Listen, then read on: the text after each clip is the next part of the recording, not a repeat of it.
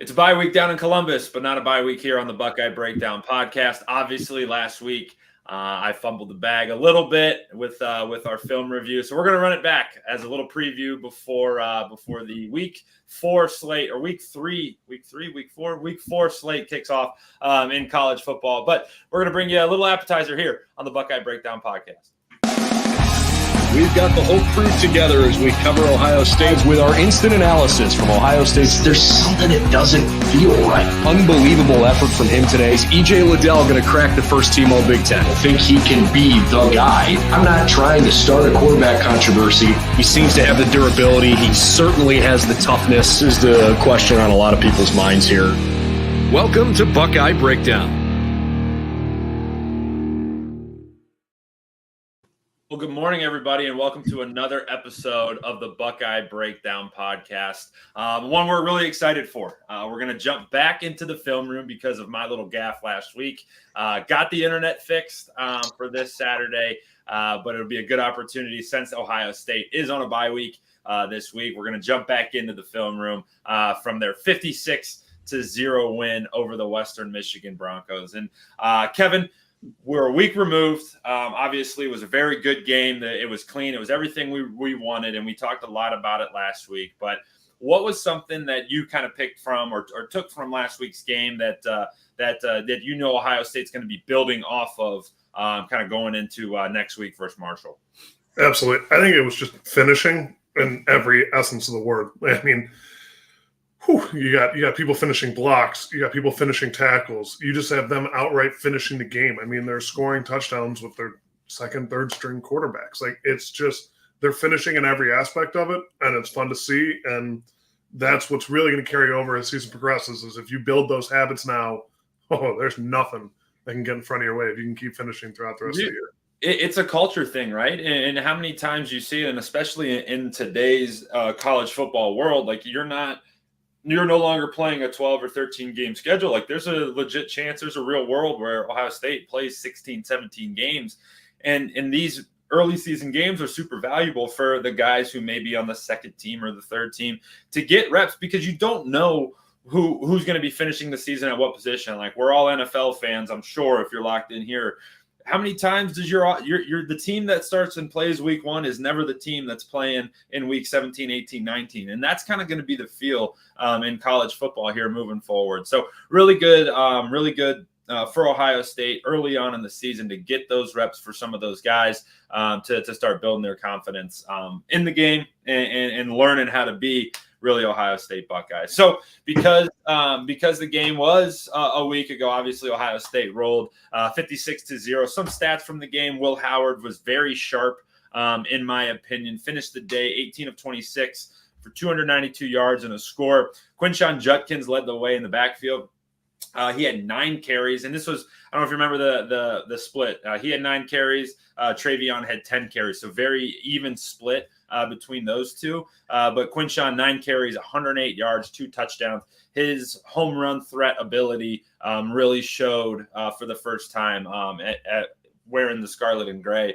And then again at the wide receiver position, Jeremiah Smith continues to be a freak. 5 catches, 119 yards. And 1 score. And he's a guy who's really exciting, obviously, for obvious reasons. But his cousin, I'm not sure, I didn't know this, but Geno Smith, quarterback of the Seahawks, his cousin, came out and said this week he's going to be one of the best of all time, if not the best of all time. And he's off to such an incredible start here in Columbus. Absolutely. I mean, it's fun. I didn't know that either. I mean, that's just, it's wild, but it makes sense. I mean, that family is breeding athletes. I mean, it runs in the genes. I mean, they bring the energy. And I had to bring some. I got some coffee this morning. You know, it's these Sunday mornings, Saturday morning this week. We need some boost with some coffee. I went to Emily's today. Great coffee shop by my parents' house. Phenomenal place. Got a nice iced vanilla latte, and we're ready to go. Let's get all right. Kevin's ready to go. So without further ado, let's get right into it. And let me get all of this stuff set up here.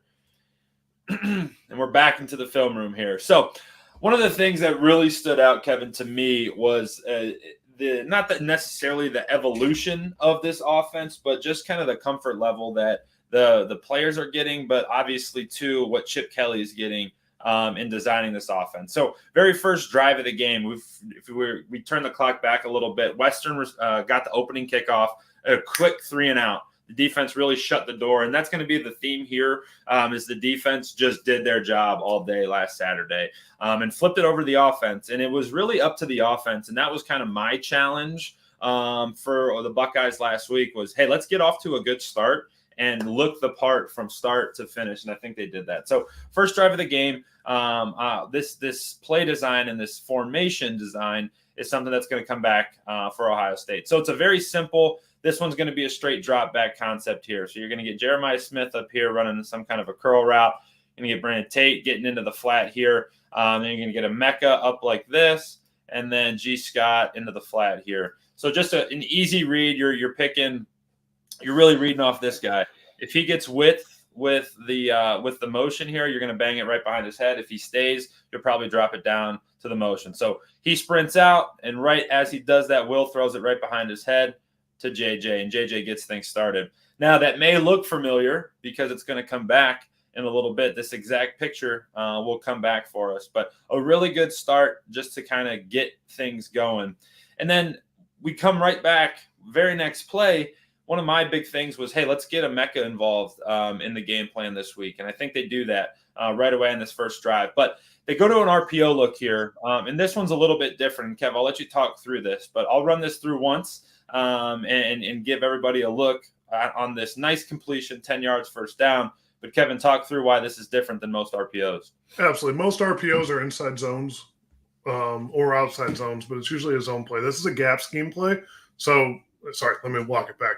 Gap scheme is zone plays is you're more of a man on blocking. Gap scheme play is you're blocking your gap, whether it be blocking back to a guy that's pulling and leaving, or vice versa. Whoever's in that gap is who you go to, and if no one's in that gap, you climb to the next level.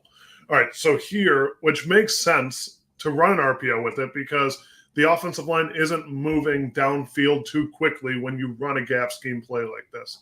And this, play works really well because it sucks the linebackers up because you don't usually see it. When you see two guys pulling, you see double T out there just kicking out, supposed to be kicking out that defensive end, and then you should have Austin filling up through the inside. But obviously that defensive end stood ground, so Austin would have widened and gone around the edge, and then Travion would have followed him, and Austin would have just cleared out house, and Travion would have had to make a guy miss to score a touchdown. But probably would have been a good if he would have given it.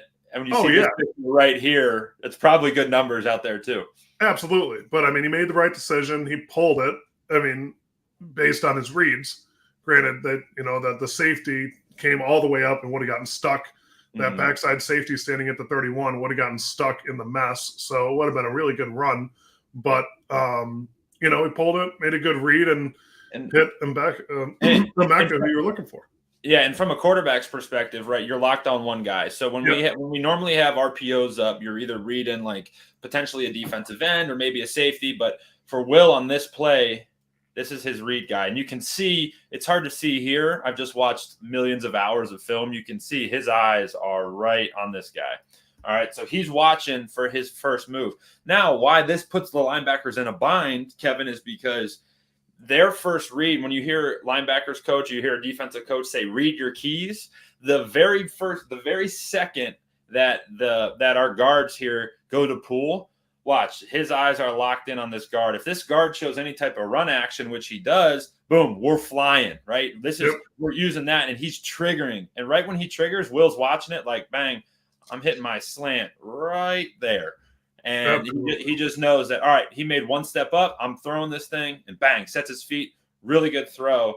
And then, the only person who could take this out, it would be a screaming safety, but he can't do that because Emeka's got this home run threat ability that he's got to respect the deep half there. So it's a perfectly designed play and very, very well executed. Anthony, go back to the top of that. Yes. Just the beginning of the play. The other thing to look at is that safety that I talked about earlier.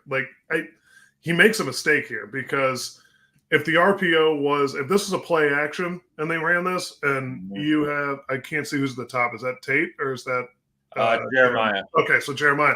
If you got a post or a go route here on this play action, that safety is filling like crazy. And who's covering? You have one safety covering the entire middle of the field, it looks like there. And that is standing at the 27.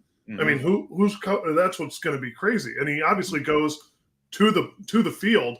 So it's like, I mean, that was unbelievable selling and, just good play design. Very great play design, and I think me and you we'd be good in the booth together, right? You'd be like, hey, I'd be like, hey man, we got to come back to that. Let's get a play action on this one, on this up coming up next, because this is certainly a home run threat. You run a post up top, you run a go down at the bottom, you look the safety off, you pick one, you could let one fly. But that's the nice part, man. When you have weapons like Ohio State does on the outside, it doesn't matter. You can put 3 guys in the post, and it would be it'd still be tough to stop. So. Again, this is still in this first drive here, right? 0-0. Again, continue to get Emeka involved. And this route combination here is one that you kind of see often, all right? You're going to use the running back. Don't use him in protection because you feel comfortable about blocking it up. But you have some kind of a combo route. It looks like we're getting a little post here with a wheel route up the side. And then you're getting a drive concept, which is a 10-yard in, and then a shallow cross, something like this, where the quarterback will read it 1 to 2 to 3 to 4 in your decision making.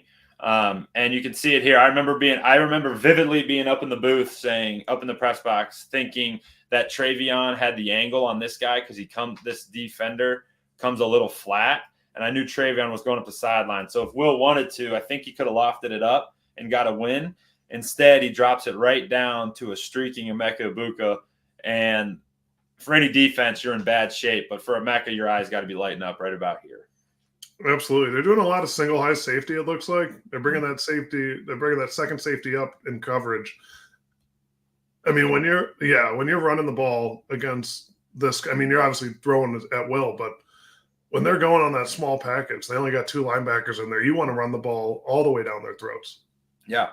And then that forces them, when you're running it well, forces them to bring this guy up and into the box. And now Ohio State has advantage on the in the pass game too. So everything is connected. But this was such a nice play. And again, one where you just take your completion, right? We always said you can't go broke taking a profit, right? And here's a quick little check down. He could have tried to throw something up here, but it was nice and covered. I'm sure the picture for JJ looks pretty covered. So just bring it down. Be disciplined in your reads. Be disciplined with your eyes, and really good things happen. You threw the ball 3 yards, and it ended up being a 20-yard gain.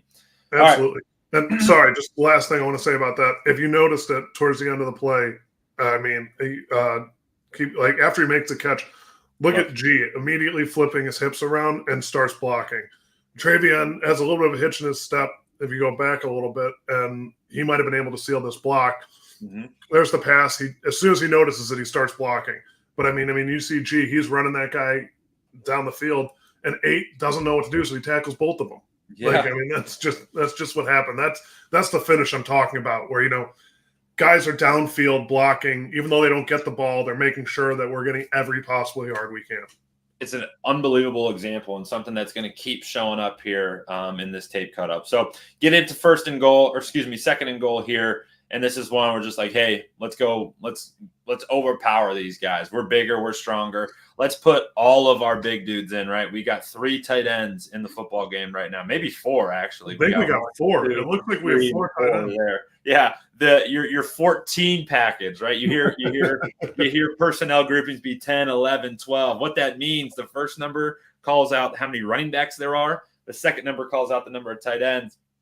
You get a little 14 package here. It's rare for that, but Ohio State pushes it in. And again, one of the things here, Kevin, you got 22 guys within 8 yards of each other.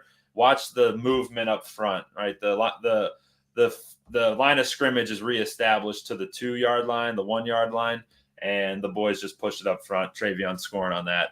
Absolutely. I mean, 99 out of 100 times. Yeah, we were taught score with your man, the ball will score. And yep. I mean, you saw Seth in the end zone to play. You saw Austin. I mean, the guys were when the play ends, you want to be in the end zone. I mean, we had Josh, we had Double T, we had Austin, we had Seth. I mean, the only one we didn't have I mean, it doesn't even we might have had everybody, but I mean, you even see tight ends there. It's just approaching in all the boys, party in the zone, right? Party in the crib.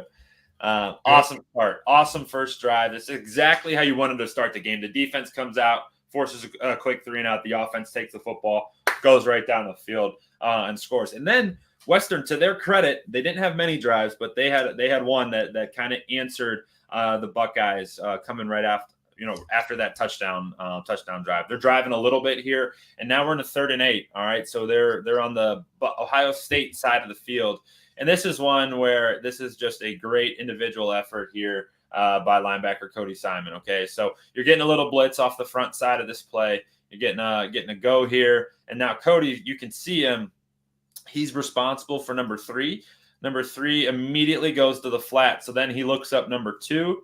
Number 2 is going on a corner route and switching spots with, you can see the foot of number 1 at the top of the screen, but the number 1 receiver is going to come in and run what's called a spot route. All right, so this is a spot route combination, and you see him. Cody's eyes go right from number 3 to number 2. His eyes are on number 2. He sees 2 going vertical. Bang, he knows there's 1 coming in. If one's leaving, one's coming. So he's sprinting fast. The ball's in the air right now, and he gets out just with great technique and with great IQ, gets a sweet pass break of that. If he got his head around, Kevin, is let's do some math here. Not a math major, but if he catches it on the 20, that's an 80-yard pick 6, which is what he would have had. But just an awesome individual effort there. Absolutely. And and what I'll point out is, I mean, a great spin move, but the quarterback, I mean, really, if he pumps that first route, he's got the guy over the top. I mean, they're playing under coverage. That guy standing at the 25, I don't know who that one right there. He's got Caleb over the top, but there's a gap there. And because of the pressure in that guy's, literally lap is what I'm looking at there. It's just, he doesn't have time to get out. He doesn't have time to pump it. He doesn't have time to read it. If he would have had maybe half a second more, but we brought the house and did it effectively. So he didn't have time to find that guy in the gap in the zone. All right, Kevin, talk me through from an offensive lineman perspective. All right, so you're getting this blitz here, but you got JT, who's, what do you think, our best, one of our, obviously, him and Jack, pick one. That's 1A, 1B. Right. But he's starting over top of a tackle, and he's running this stunt here where it looks to me like he's coming in and the blitz maybe supposed to be going out, but he's going to use the spin move. He's already winning with leverage on this guy, but he's going to come in and use the spin move to win on a guard who he's far more athletic than. And it is beautiful, that little spin move there. That's got to be a lineman's worst nightmare to see that. It is. So, that's just what's tough. They obviously didn't call an out call here, which they should have based on the alignment of the linebackers. You just looking at it, your orientation. You got the tackle, you got the left tackle, he's got the tight end behind him. So 6 is covering that tight end. And then you have 2 other guys unaccounted for in the box. There's most likely some games coming. And that's where it's different. And you can look at when you're a guard in that stance, when you look at JTT's just alignment, he's got his left hand down and he's got his foot back. And, you can't see it from here probably. And this is more me knowing what it is. Which direction he's going to go. Based on his lean, based on where foot placement is, he's not going to rush upfield.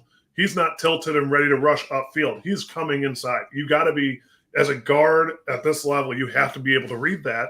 And I think he kind of does a little bit, but then JTT just becomes JTT. And I would also add that if we had a back view of this, you would see where he's lined up. He's definitely on the inside shoulder of the tackle. He's probably a 4-eye, which means the inside shoulder of the tackle. And then you can look down and look at the one technique and what he's rushing. If you hit play, I want to see where he ends up rushing. See, he rushes across too. Yep. So he crosses face of the center. You should see that. That's just, and then here comes he rushing right up the gut so that the running back gets there, but he ends up knocking the guard off of JT, and then the quarterback gets hit right in the lap. It's all connected, man. That's why when you hear these guys in the post game and when they're talking, it's like the defensive line is like, yeah, we love rushing with this secondary in the back end because we know the quarterback's going to have to hold on to the football. The flip side of that is these guys in the secondary. Denzel Burke talked about it after the Akron game. He's like, yeah, we know that these guys are going to get home in 1-2 seconds, that this ball is going to have to come out quick, and we understand that, so we can be a little bit more aggressive. But the fact that these two things, these groups are connected like this, it's pretty special, and it's paying dividends. So absolutely. All right, let's flip our minds back. Go back to that memory bank. Remember that first play that we showed of the game? It was this tight bunch set.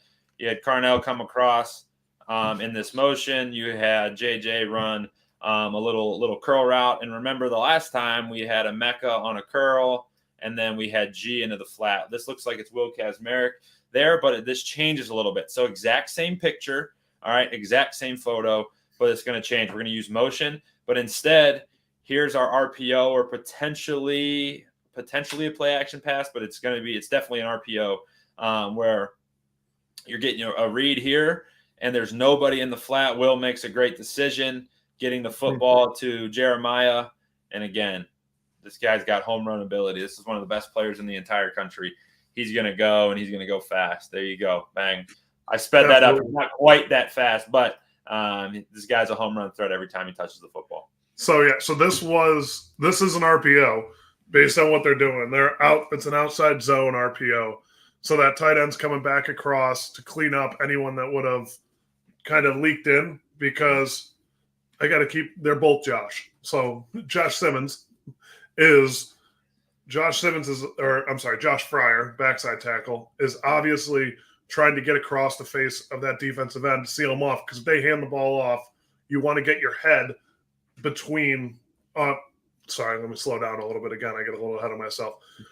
Basic offensive line play is kind of what Seth is doing there, is you want your head between the defender's head and the person carrying the ball. So whether it be in pass pro, whether it be in run blocking, if we're running to the left here, you want the defender's head here, your head here, the ball to be here. So that's how you really get a good block there. And so, Josh is trying to fight across his face to seal that block. Josh Fryer does a good job, but that defender's crashing down, so the tight end would fold over the top, and if there was somebody blitzing off the edge, he would take him. Obviously, Austin had a tough time with that defensive end coming across his face. Didn't have a whole lot of help from the tight end, but Will made the right decision, pulled it, ended up being a home run. Yeah, if you do hand this off, right? Like, yes, there's a gaff right there, yep. But what the running backs are taught in this zone scheme is, hey, we're going to go two or three steps depending on the coaching point, but then you get your foot in the ground and you go. Like, here's your seam right there, right? And obviously you make one man miss, BYOB, right? Be your own blocker. Right. Make one guy miss. Yep. Sorry, go ahead. Finish, and then I'll jump in. No, go ahead right now. So we do a lot of when we're talking here, we don't really focus a lot on MAs, missed assignments, but if you go back, Josh Simmons here has a missed assignment. So when you have a 4-eye, which he has right there, you got the two stand-up guys, then you got the guy down. That's a long way for Austin to come to make the block. Mm-hmm. So obviously you have three guys accounting for two guys on the outside. You want to slow play that a little bit. You want to give a hand help to slow down. See how he just immediately goes? And obviously the tight end coming back across, you have two out there, but you want to give a hand before you get out to that linebacker just to help, because it's a tough situation. You got to make an out call. I don't know if Austin made the out call, or I don't know if Josh made the out call, but Austin makes a little bit of an understep, which is why he didn't get all the way to that 4-eye, and it's a hard block to make.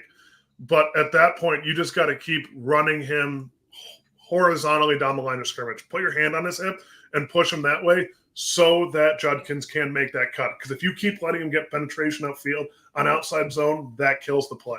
Mm-hmm.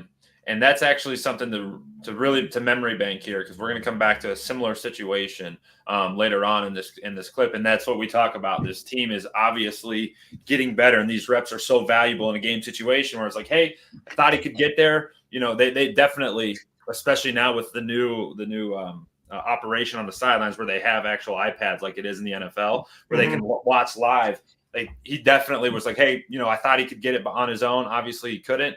Make sure that it was an emphasis, and it's going to come back later. That exact thing is going to come back later. But for Will, this one's super easy. Like, your read guy is right here, first guy outside the box, and like, he's already out of the play, right? And he steps right down. You're like, you're throwing this immediately, and he does that. Yeah, they put that cornerback in a tough spot too, because he kind of had a two-way cover. And he had Cornell out there, and he had JJ. Yep, it's impossible. Yep, you're wrong either way. You fly up, you cover that guy, you're leaving this one open. You stick there, and now you got to make that tackle in space. Instead, he does neither of those things, and it doesn't matter because he's gone. So, all right, nice one here. JJ is getting hot in this game. All right, so this is a little bit different, right? Everything we've shown to this point, and again, still in the first quarter. Will is obviously balling right now. This is exactly what you want here. Will Howard, 8 for 8, 142 and a score. When you have these teams that you're obviously better than, don't let them hang around. So a new look here, and this is something that you love to see out of this offense. They could just, if they wanted to, live in the shotgun and live in the shotgun run. Instead, they get under center, and it's a similar blocks up front, similar scheme up front, but we're just going to go straight NFL play action. And you turn your back to the defense, get them to suck up, and then you have just a really nice standard route. You get up top, you get looks like kind of a comeback, and then you get Jeremiah one-on-one. He wins inside, comes across the corner's face, and a really nice completion behind the head of the linebacker. And Jeremiah is just this kid. I mean, he's 18 years old. Like, when I was 18, I forgot to tie my shoes or brush my teeth. This dude's making big plays at Ohio State. Absolutely. And then, sorry, before we go on from that play, one thing to touch on is as the season goes on, better teams are going to pick up on this, and they pick up on it even a little bit late. But if you watch Austin here as the play starts slow, see how we called it airplaning. We called it taking off because it looks like you're mimicking an airplane. No run play are you ever like this. Yeah. And that's where he's young. He's not super seasoned, but like, look at him compared to Josh Fryer at the top. Josh's arms are inside. It looks like a run play, whereas Austin's got his hands out on either side, like trying to stabilize during turbulence. And that's where you see those linebackers take a step up. And then the first one to realize it is that linebacker that's looking at Austin. And the people that are keying on it the most are the safeties, because play action, you want to suck those safeties up. If you don't sell it, if you take a pass that is a tackle, or your airplane as a guard, is the biggest telltale sign that, okay, this is not a run play. If it is, it's going to be a terribly blocked run play. So you can take a couple steps back in the coverage, and that's what it sucked them up just enough. But as the season progresses, there's going to be better teams that are going to pick up on that a lot sooner. That's awesome. That's awesome insight there. Something that a quarterback's eyes would not see for sure. So, all right, now they're moving, right? Keep it rolling, keep it smooth. I think this is really, really good and good action too. Different kind of a play action, but this is a straight play action where you're going to get a naked boot. So you're going to get all action going to the right. The quarterback fakes and boots out left. And then you get the receivers. You get everybody getting back into the picture on this side. So this one is just really good. Again, get Emeka involved. Like, get this kid the football. I shouldn't say kid. Get this pro the football, because that's what he is. And I think that he's one of our better players, and anytime you can get him the football is good. Mm-hmm. And you can see the heads up play by Josh Fryer there too. Like Josh said, they're selling the run really well here. But if you go back a little bit, Josh's responsibility is not that blitzing corner. His responsibility is that end. If they still run it the same way, his responsibility should be that end to that inside linebacker, and then the running back coming out should be the one who seals the box at the end. Mm-hmm. But Josh sees this. He's obviously got his eyes inside. That linebacker's coming, and that guy's coming quickly. And he's like, he would have just ear-holed Travion and might have made a play. So Josh steps up and just absolutely throws him out of the club. That's awesome. No, it's really good. It goes back to what you said too. Like, he knows that this may be a tough get right here. So watch his left arm, exactly what you said. Boom, this is a perfect stop, right? His left arm's there just to help. He may not even make contact with him, right? Or maybe just gets his arm right on the shoulder pad, but it's just enough to gain the win here. And now you win leverage on this one. He then seals it off. It's really well done up front. Yep. Really well done. All right. Almost the first miss, actually the first incompletion by Will Howard. And this one's close. This is a big boy throw. All right. So what you're reading here, you're going to get some kind of vertical, right? Kevin, you pointed out that they're in one high for most of this, for at least these clips that we've shown here. So let's look at the box right now. You got 4 down, you got 3 linebackers, there's 7. We're missing a guy somewhere, but I know you got a safety in the middle of the field. You got corner. All right. So what you're trying to do as a quarterback here is, and you can see the safety ends up in the picture right there. This is the guy you're trying to influence, okay? We're getting some kind of a vertical, and you can see him get outside up top. You can see him get outside here. So Will is trying to influence this backside safety with his eyes and then snap his head back and just rip one down the seam. You see this a lot of times in pro ball where they'll use their eyes and then hit that top of their drop and rip one down the seam. So for Will, this would be the coaching point that I certainly would get on Sunday morning, but this is what I'd give as well. You see a little hitch right at the top of his step. I'm going to close these markings out. But if you see the top of his drop, he does this little hitch right there, and it just takes him enough off of his timing that he's just a hair late. He does a really good job of moving the safety this way with his eyes. The problem is he needs to get to the top of his drop, and the ball needs to be coming out. He needs to be in his motion right now with a ton of strength coming through this to get this ball on a line and have it land right about here. He misses it inside, and you can see it floating. When you watch this here, you see it floating all throughout the air. Gets a little bit of a duck on it, and it hangs up just enough for this down safety to go make a play on it. It's so close, and that's one you'll see him improve upon later in the year. It's just a technical thing that got him just a hair off his timing and forced him to be. And it did look like someone had. It did look like, I don't know, how far back can you go? This is it. This is as far back as we. Okay, so you can't. I don't know who's up at the top of the screen. But if you watch that corner's got the under route, and I don't know if he misses or expects that safety over the top. But the other side, that I don't know how quarterback play works. I'm too busy blocking the 300 cover in the middle. If I were to guess, this is more of a question for you. Would you ever look off to the tight end to then throw back to the outside, or are you always looking outside to in? Absolutely. No, you could certainly do that. But my guess is here they do a good job in disguise, and they actually get me here. So this is what this ends up being, is some form of a cover 2, where think Madden, right? When the corners have this responsibility, it's this big circle there. That's what you're going to see here. But they do a good job of walking this safety down. So this number 1 right here is actually responsible for this deep half. This safety up top is going to fly over this way. This corner is going to squat. And you'll see here right there, you see this corner's posture. He's also in cover 2. And you see this safety sprinting back. So they do a good job of pre-snap disguising this. Now, with that said, though, if Will notices this post-snap and this safety, he's able to freeze him right here and stop him. He flips his hips, because what you're taught as this receiver is a FOR, forced outside release. We call it MOR, FOR. He has to get outside this corner. So you can see him get outside and win. So if he freezes this safety with his eyes, he could just float one out there, and it's an easy touchdown, because that safety has a long way to go to get there. So it's a good eyes by you. But instead, we rip it up the seam. It's okay. It's a good decision, but he just misses it. All right. Here we go. Let's go Quinshawn in the end zone. Let's go get our home run threat going in. But obviously, he could run with no blockers in front of him. But when he's running against a well-blocked scheme, it makes it a lot easier. So I'll run this one through. We're going to get a little pin and pull, and you're going to get Josh Fryer out in the open. That leads to Quinshawn waltzing into the end zone here. Absolutely. So you got this pin and pull. And, there's multiple different names for it. Probably involves something with a T, because, you got the tackle involved.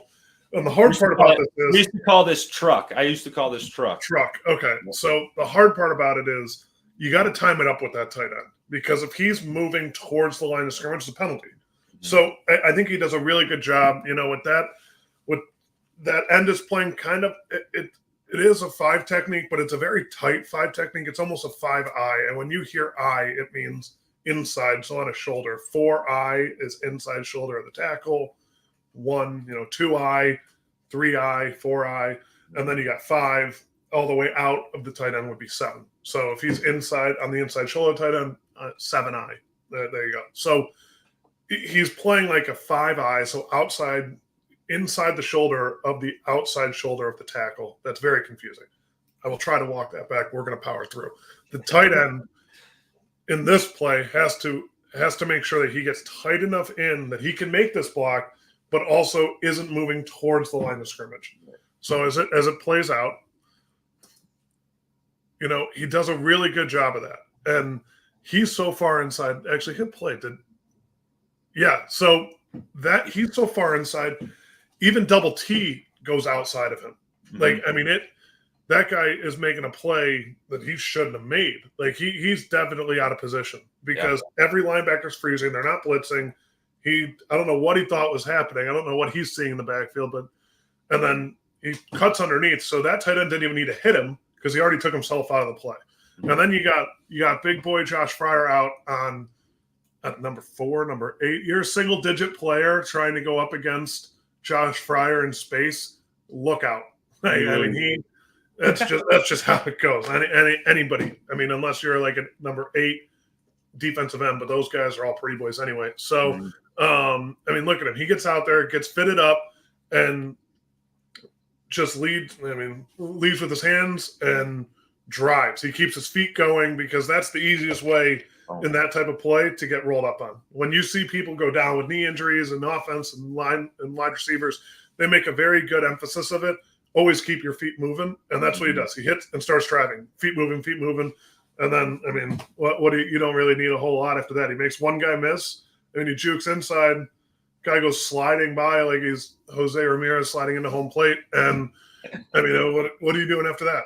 Just good one-on-one with a safety who has a horrible angle and out of position. That guy was just put on an island. He looked like Jabril Peppers on the Browns, like just throw him all the way back there and be a safety valve. He almost looks like, and this isn't picking on the kid, but he almost like just didn't know that Quinshon had the ball. Like he's looking inside. It looks like the ball is here, But one thing that I catch note of here is obviously Josh does a great job making contact, doing well. I think Emeka does a nice job outside with the corner. Like, hey, do your job and create that seam.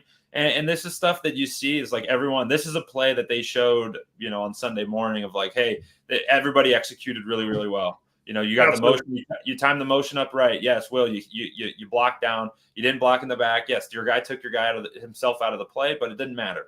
All right, you did your job. Josh, you got out in space. You took care of number 4.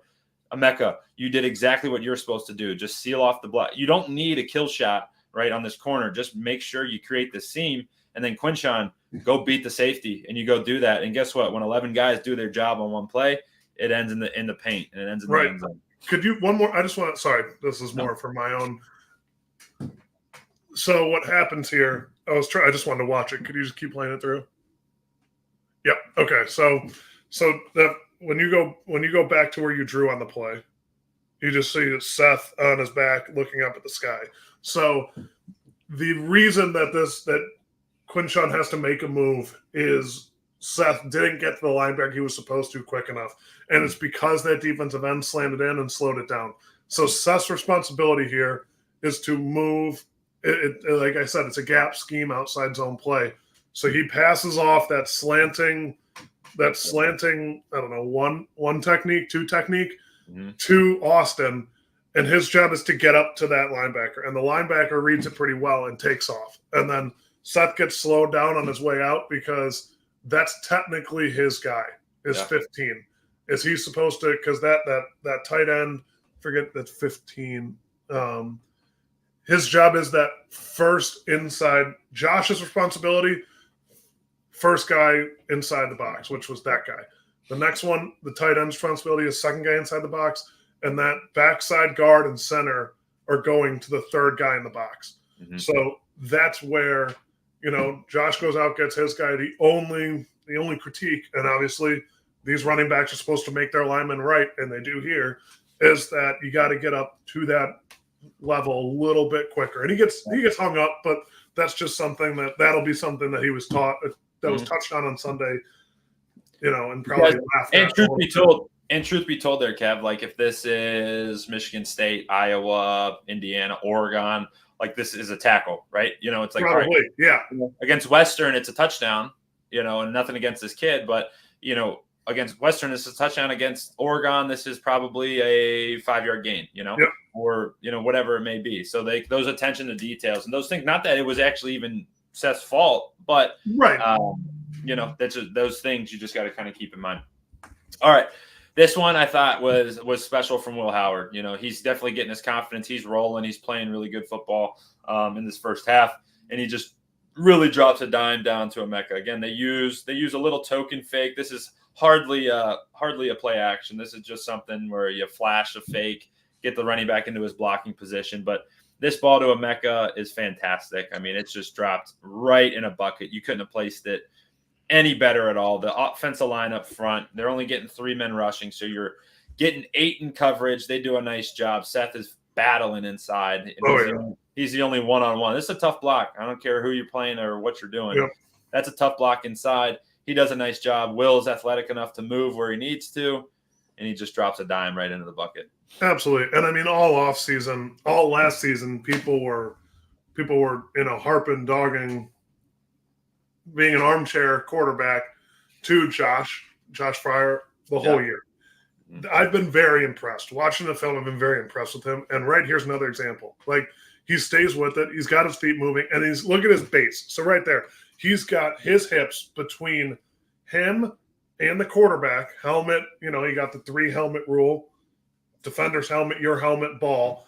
And he's got his butt pointing at the quarterback, which is what you want in pass pro. Like, Seth right here is fighting his ass off, but like, you want your butt, all 5 butts to be pointed at the quarterback, ideally, for it to be a good pass protection.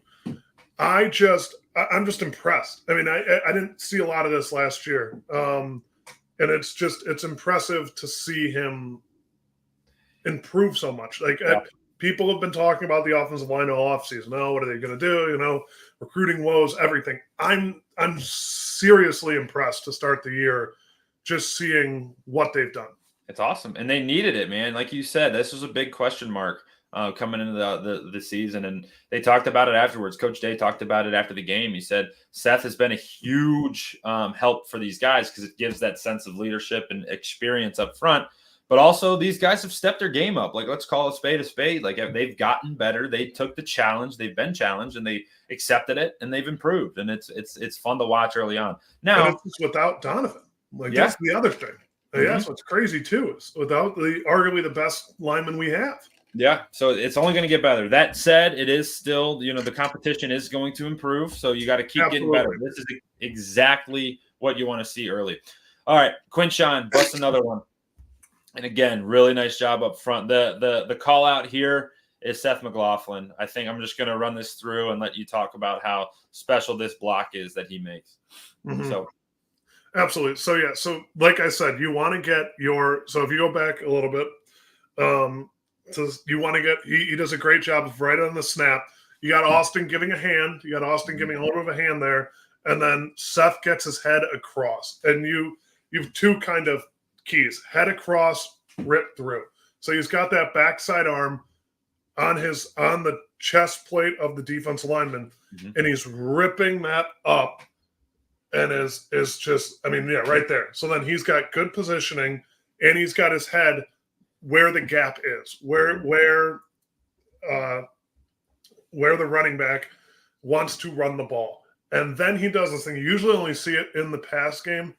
It's called the iron cross, where there's too many defenders. That's what we call it. There's too many defenders for the amount of blockers you have. So if there's an extra blitzer coming in 5-man protection, you got your hand here, and then you just stick a hand out here, and then it looks like you're on an iron cross.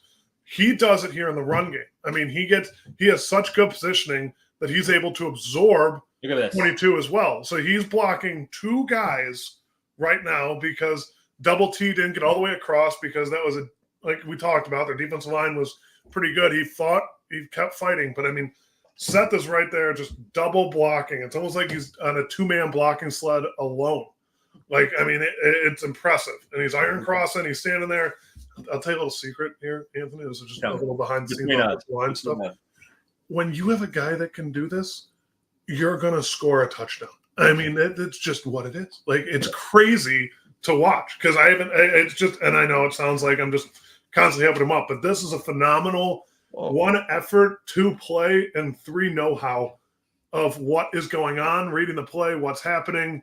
He obviously knows, he sees it. He knows Austin's got to get on a guy. We have an unblocked guy. He's like, all right, well, put my labrums in the wind and see what happens. Yeah, he did a great job. And this comes with, hey, this is a veteran guy who's going to be an NFL player who's done it at the highest level, who knows, hey, sometimes you got to make big plays. Like what do the great players do? You know, they make big plays. And this is, you don't see it. Nobody probably saw this on Saturday. Maybe they did show it on the TV copy. Maybe they didn't. But this picture right here is the shot, right? Where it's like, hey, I got number 10 with my right hand. I got 22 with my left hand. Quinshawn, just get in the paint from you, please, because I put my body on the line. That's amazing. It's just an amazing block. And when you do that with these running backs, I mean, they're going to finish. They're going to finish in the end zone. All right, to that point, we're hyping the lineup, and we're going to keep continuing to hype them up. A little speed option, something that you see with the service academies. Again, Josh Fryer getting to the second level, being physical as heck. Watch these two. This was my favorite part of this play. G. Scott was your guy on Saturday of someone you were going to look out for. It's going to be my guy all year. I'll be your guy all year. Look, hey, he's taking his guy to the concession stand. My dad always used to say, "Drive him to the parking lot, man. That's where 21's going." Talk about thrown out of the club. You know, he's off the field. He's into the bench. And then you got Carnell Tate right here. This is something, dude, that like, hey, you know, when you're a receiver, and I've been in the room with receivers who want the football and who you know, they're barking at the quarterback. I've been barked at before by many a receiver. Throw me the ball. I'm open. When that's the case, and you're the third option, you're the third guy, and you start doing stuff like this gets the team to buy in. Like, look at this guy. This isn't, hey, I'm just getting in the way. This is Carnell Tate trying to drive this dude, driving this cat into the ground. And, you know, this has a couple factors. This fires your team up, but then the stuff that he probably told this dude right after that was probably vulgar, bro. Like, hey, not only am I going to run past you, over you, catch everything, but I'm also going to stuff you into the ground, and there's nothing you can do about it. Absolutely. And I mean, that when you're blocking, if you're blocking a guy towards the sideline, I mean, you got strength coaches over there that beat the hell out of you all off season. You got everything. You're like, all right, well, let's see if we can aim this towards Coach Mack or But like, it's just, you throw him into because the other thing is, if he throws him into his sideline, those guys aren't just they're catching a little bit, but I mean, some of them are going to stand there tough, and you know, it's like you're getting thrown into a wall. And the other thing Ole Miss, I had a buddy who goes to Ole Miss currently right now, and he was so upset when Judkins transferred. I mean, he does a great job too, because if he cuts inside, obviously he won't because of the defenders. This could potentially be a holding call on Carnell because he's got his hands outside on the shoulder pads up top. I mean, you can see it there. It probably is a hold, right? But maybe a little bit, but you can call holding on every play. But he's just driving him back. And it's just, and then he throws him over the top, and you know you're beaten as a defender when you get planted and then you grab onto the offensive player and pull him down over the top of you. Yeah, like he tried to throw Carnell off of him, and Carnell stayed attached, planted him, and then the guy tackled him.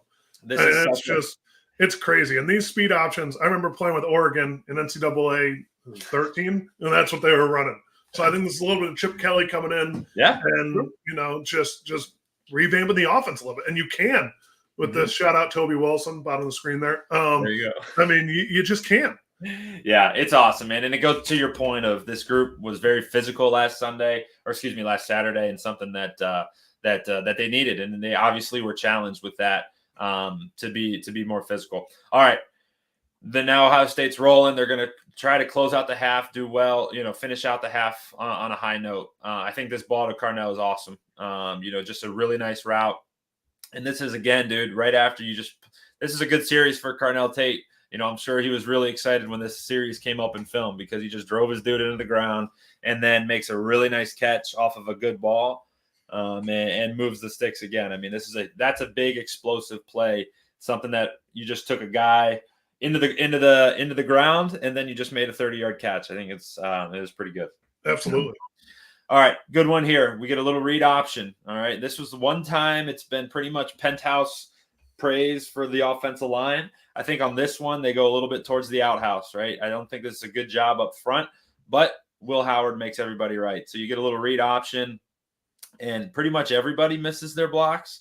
And not that anybody did anything super wrong. It just was one of those plays where nobody really executed perfectly, but it still ends in the end zone because your quarterback is able to be athletic enough to make everybody right. Absolutely. And I think it was just, it was a tough with that 93 there. When you can hit somebody on your hips, it's the biggest thing. And that's what he does to Josh there. He hits him on his hip, pushes him past. So then he's the read key. And he obviously went in too far because you can see his feet completely tangled up like my earphones half the time. And it is, and Will just makes it right. Obviously, the tight ends miss their blocks too. It's just what it is. I mean, you never want to see what you see at the top of the screen with Josh Simmons just looking, not blocking anybody back. But it's just, Will also made a decision. He's like, if I hand this off to Travion here, he's going to get killed. And he's like, I'll pull it. I'll be an athlete, which I am, and jet into the end zone. And that's what he does. And he sets it up well, too, because these guys are basically unblocked. And if you keep playing it through, he starts aiming like he's coming inside. So that first guy takes a step inside. And then who is that tight end? Just gets enough of number one. Just enough of him. Just enough to slow him down. And then, Will's a strong guy. And he's like, yep, arm tackle's not going to do it for you. You got to hit me with your helmet on the thigh pad. And he just ran through. And these blocks are really challenging for these guys because obviously they don't know where the football is going. We talked about it last week against Akron. There's one clip where these dudes, this ball could either be hitting here, it could be hitting here, or it could be hitting outside. And so they don't know where the football is going, which makes it really challenging. And on the flip side, the defenders are looking at the ball. Like these guys know where it's going. So these blocks are really tough. The ones on the backside are, the concerning ones on this play, because if this DN did give a keep read, this is tackled for no gain, right? That's Trey's tackled for no gain. But the nice part is, like you said, Will's savvy enough to start coming downhill. Then he gets horizontal and may even, go backwards just a touch just to gain some space.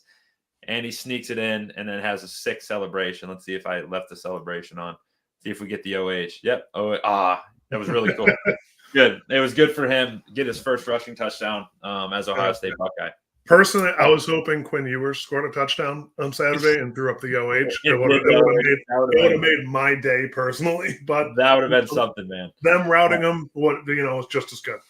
Just as good. So this is a big one here. 4th and 8. Again, games well in hand, but a good test. This is Ryan Day saying offense. We got to have it. All right, it's 4th and 8, and it's a good spot too. This isn't running up the score or anything. You can't kick a field goal here, and it's pretty useless to punt it because you'll gain 15 yards. So might as well go for it. So I think this is awesome to Brandon Ennis. Bring him in motion a little bit, and he's going to be sent across the field. And it's a big time play. Either he makes it or he doesn't. Got to have it, period. Got to have a situation. And he makes a very tough catch with the body hitting him right as the ball does. And that's one of those where it's like, all right, either you win or in practice, it's the offense wins or the defense wins. Somebody's going to win. And on this one, Brandon Ennis makes a very, very nice play with that defender draped all over him. Absolutely. And just to touch on a little bit, if you go, keep going back a little bit farther if you can. So is that G in the backfield? So this is tight end. Yep, this is G in the backfield. Well, that's G and Travion. Yep. Just to touch on a little bit, I remember last year everyone talking about this Ennis kid, Carnell Tate, Ennis. I think they get a little overshadowed with Jeremiah here. We have had consistently the best wide receiver in the country coming to our school, and it shows dividends here. I mean, that's one example. But now to touch on, I just want to give him his flowers while I have. Yeah. Looking at, I mean, just look at G pick up that.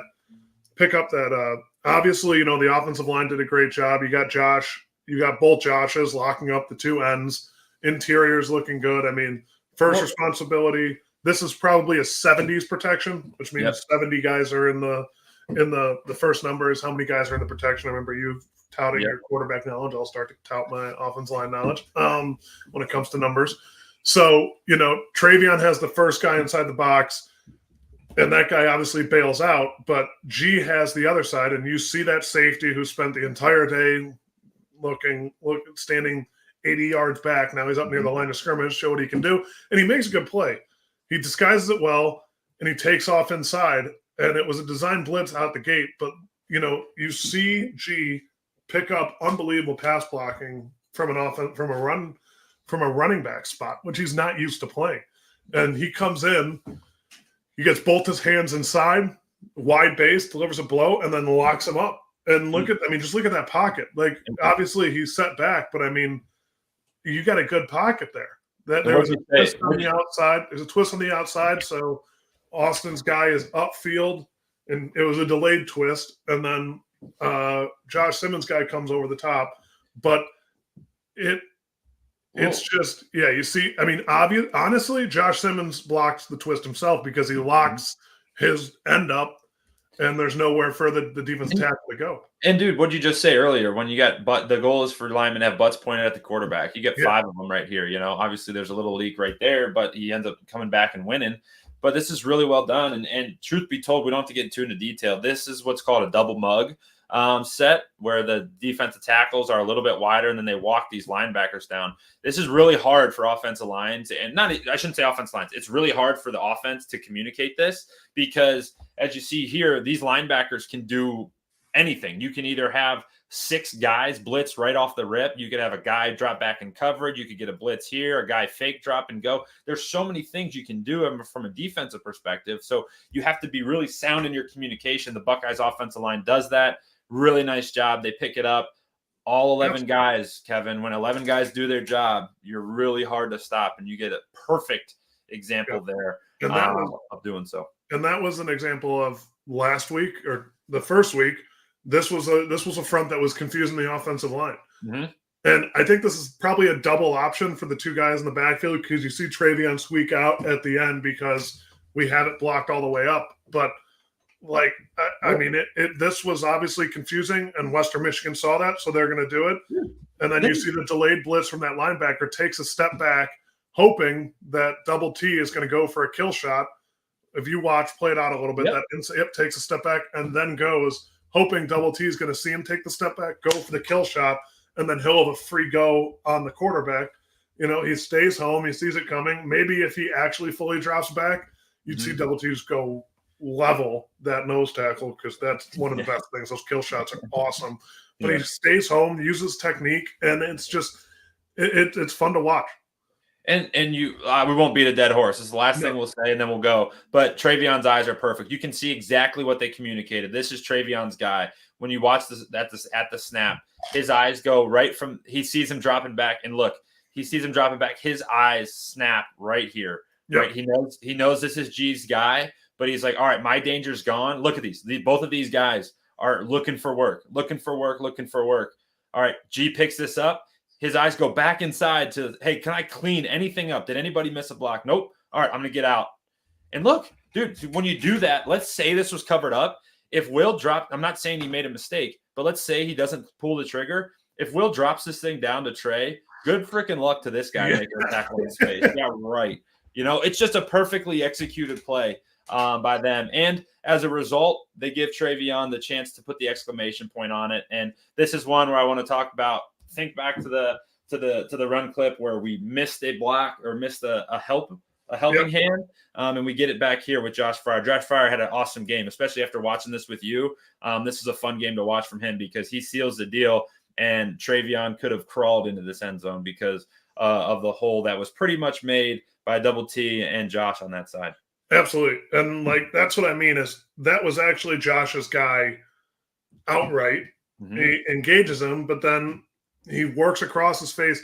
And turning that shoulder is the biggest thing. So he turned the shoulder of that defensive end. So now the guy is perpendicular to the line of scrimmage, which is, I mean, when you're you want to be blocking someone who's perpendicular to the line of scrimmage because they have no base. I mean, someone's pushing you from the side. It's going to be a lot harder than if someone's pushing you from the front. And just to hold your ground. And you see it there where, you can see it. Double T wanted a cake here. He was working for it. He just was. Oh, it would have been nice. Driving, throws him a little bit at the end. And then it's fun to watch because the other thing is there was an RPO part of this. And you see him pull it a lot. He handed it here. And I mean, just the play, you got Josh downfield. He's still blocking this guy. What is that? He's gets on him 3 yards. He's got his hand on him for almost 7 yards. Yep. He engages with him 3 yards past line of scrimmage, drives him through the first down, and then who is that? Carnell at the bottom of the screen, or is that Brandon? It's either Ennis or Carnell Tate. We'll see. It's Ennis. Yep. This usually means that there might have been a hold, but that's the last thing you want to do. You don't want to tell on yourself, but it was so tiny and so minuscule, and then it doesn't matter. If I'm the referee, I'm like, it didn't matter if you held or not. He was scoring that touchdown. I'm keeping that flag in the pocket. Yeah, it's just awesome. It's a perfect way to end it. So obviously after that, this takes us into the half. The Buckeyes rolled in that first half, taking a 42-0 lead, and then some of the backup cats finished the thing off. So it was an awesome performance last week for Ohio State, and a lot of good stuff to build on. Obviously, they spent the week in their improvement week, and Coach Day had even mentioned at the start, each guy has something that they have to work on, 1, 2, or 3 things that they have to work on, whether it be feet, whether it be helping with the offhand when you're getting a cross or whatever it may be. A lot of the guys were focused on improving this week. So certainly excited. A very, very good start to the home slate for Ohio State. And I think, Kevin, that's exactly what you draw up when you get into the season. You're like, hey, we got Akron, we got Western. We're not going to stub our toe, but we also want to win convincingly, and I think they've done that. I think so. And we talked about the defense on Thursday, and it was. I mean, they've been stellar all year, and I'm excited to watch them continue. Yeah. So, Next up for the Buckeyes is a matchup with the Marshall Thundering Herd coming to town before we kick off some Big Ten play, which would be super exciting with Michigan State in a couple weeks. But we do know that Ohio State will not be looking past Marshall, because the last thing you need is have all this great momentum and then for all of it to fall off. Just ask our friends over in South Bend. So that's certainly the mindset. But got a beautiful slate of football on today. It looks perfect outside, getting our fall. The fall is upon us as we get into. I'll figure out the weeks out at some point. I got high school. You're in high school week 4, college week 3, pro week 2. I'll figure it out, or maybe I'll just keep throwing random numbers out there. But for week 3 this week, some good action across the board. So obviously, when there's football on the TV, things are good. So if you want more Buckeyes content, you can find us obviously here on our YouTube page. Kevin and I will be with you a couple times a week, Tuesday, Thursdays, Saturdays. We'll have full Saturdays when the games are on. We have pre-games and post-game shows. We got all of the press conferences throughout the week. So subscribe to our YouTube page. If you want more written content, head over to our site, si.com/college/Ohio State, to have all of our written work. We got a full staff of guys who are covering the team at all times. So find all your stuff there. Obviously, follow us on socials. You get us on Twitter, Facebook, Insta, all the places. So for my partner, Kevin Weike, I'm Anthony Maglin for another episode of the Buckeye Breakdown podcast. We appreciate you joining us on Saturday morning. And as always, go Bucks. Go Bucks.